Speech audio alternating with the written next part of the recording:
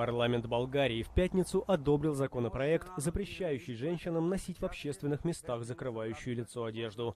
Речь идет в первую очередь о никабе и бурке, которыми пользуются мусульманки. Согласно законопроекту, лица нельзя будет закрывать в правительственных и культурных учреждениях, школах и публичных местах отдыха.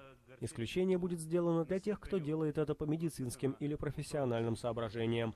Лицам, нарушившим запрет, придется заплатить штраф в размере до 1500 левов. Это около 55 тысяч рублей. Кроме того, они будут лишены социальных льгот.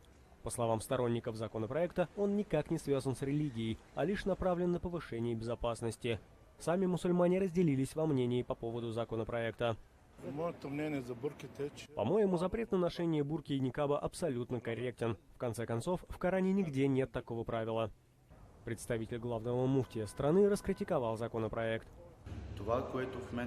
Запрет, который вчера одобрил парламент, просто абсурден, поскольку он вредит отношениям мусульман с христианами. Это просто популизм, он подогревает псевдопатриотические и националистические настроения.